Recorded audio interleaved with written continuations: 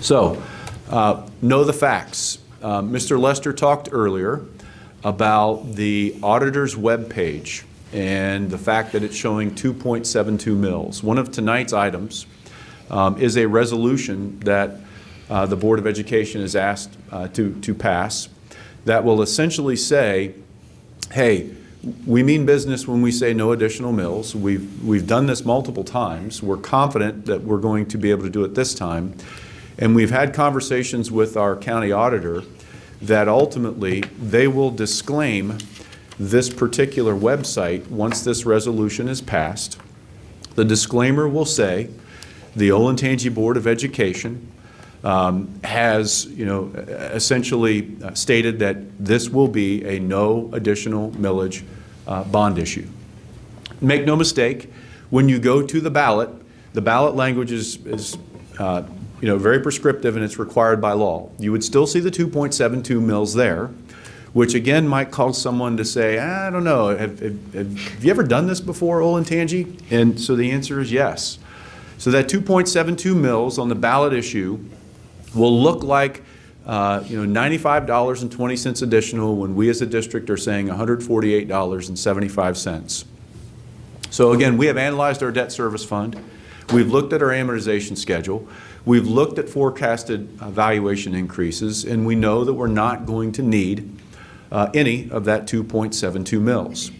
So the question is, well, when has this happened before? Show us recent history. So what we did was we went back and constructed a graph. I'm a math teacher, I love graphs, that shows the history of our bond millage. I'm going to start in 2008 because that's the last time there was an increase, and I'm going to be able to explain why. So in 2008, we would have passed a bond issue. If you looked at the ballot, it was for 1.8 mils. So the same thing we're talking about today, the 2.72. The auditor crunched the numbers and came back with, you're going to need 1.8 mils. Well, we only collected 0.82 of that bond issue. So that substantiates that you don't have to collect what the ballot issue ultimately says could be there. But then if you look at the history since then, I've taken little arrows and drawn. 2011, if you looked at the ballot language, it would have been a $0.5 mil bond issue.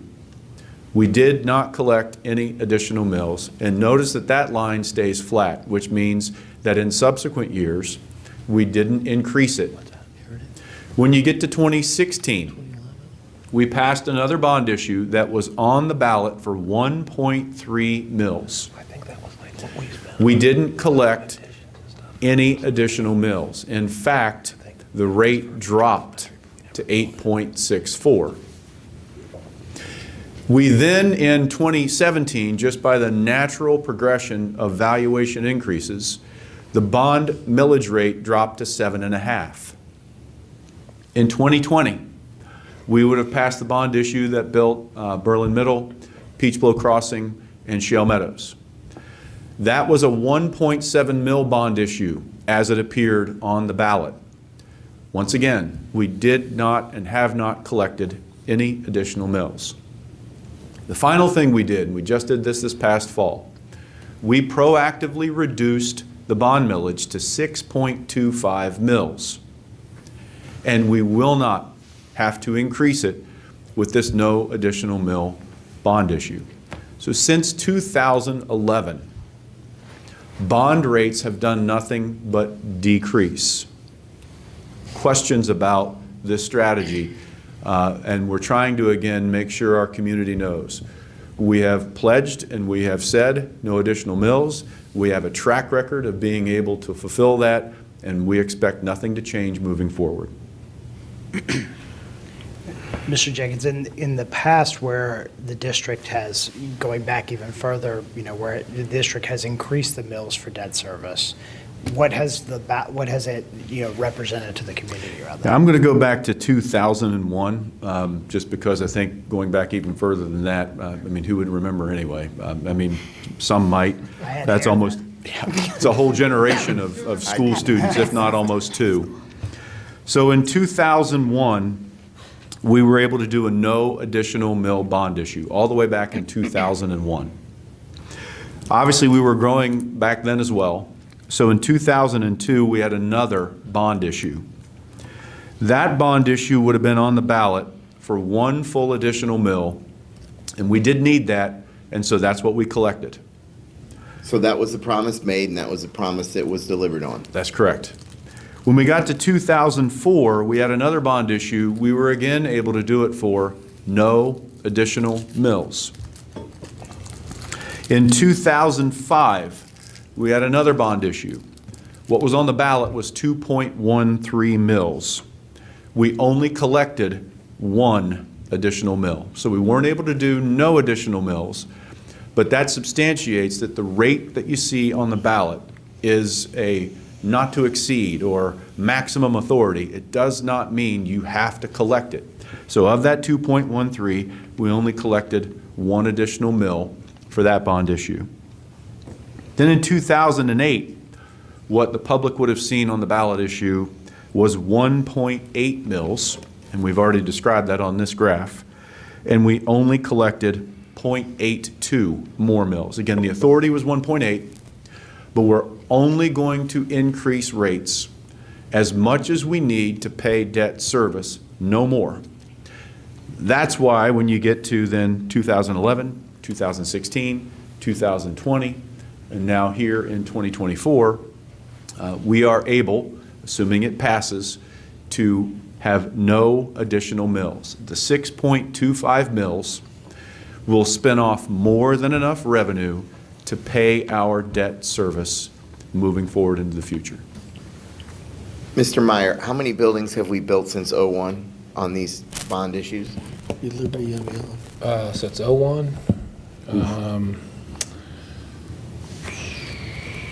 Liberty opened in '01, right? Let me tally. Probably Liberty nearly- opened in 03. '03. From the '01 bond issue? Probably would have been Yes, the 01. most likely. That would have been for Liberty High School. Yeah. I mean, you probably could have 15. Well, we certainly have, let's go backwards. Yeah. Berlin Middle, Berlin High, Shell Meadows, Peach Blow Crossing, Freedom Trail, Heritage. Heritage, Berkshire, Berkshire, Orange High School. Orange High School, '08 was Orange High School. Liberty, Johnny Cake. Indian Springs was. So we're Indian- approaching half of our buildings being built since 2000. Hyatt's, Liberty Tree. Yeah. Yeah. Yeah. So I guess I'm trying to make sure I understand this correctly because I haven't lived here since '01.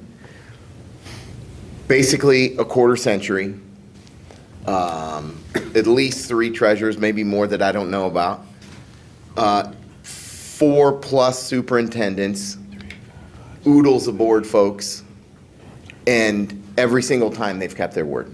Correct. Say 14 buildings. I'm at 13 or 14. Other And I questions? just want to be clear on the 2008, was that presented to the community as it will increase?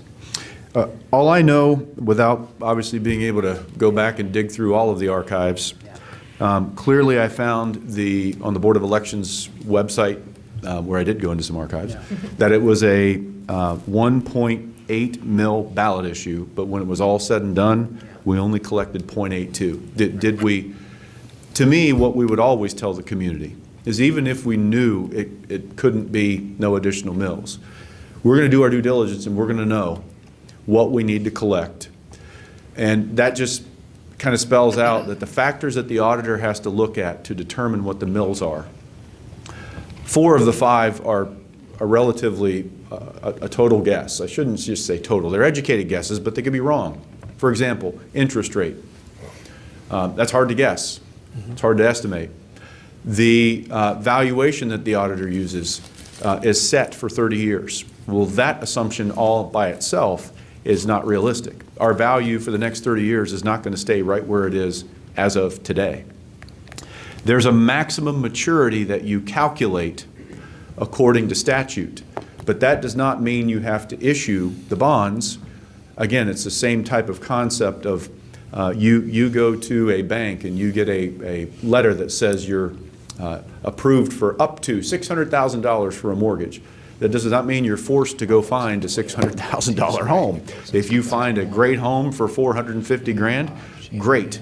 It's the same kind of concept, that what the auditor is calculating is all of these not to exceed limits, but we will not take more than what we need. And obviously 2008 was that real estate crash, right? And home prices plummeted. Yes. So that is something unique to that year that has not been present any of these other years. Yeah, I don't know if, I can't speak to if the concept at that time, and that's a great point, Ms. Schreiber, was, hey, we're going to be able to do this, and then the home crash caused that to change. Regardless, what I do know factually is it was 1.8, and we collected almost a full mil less. So again, I mean, as we look at this history and as we look at, where we've been, and especially over the past year, it's not only taking that into account, but it's building into the forecast to understand, what our ability to do all of this is, and to say, we have this record of doing it, we know where these trends are going, and, we've shown that we can do that, and that's our promise to the community. That's correct. Yeah. Yeah, as I thought through, I could think of no better way to show than to just simply say, let's go back 20 years and take a look at our track record. And our track record has been, we've delivered. Every time. Yes.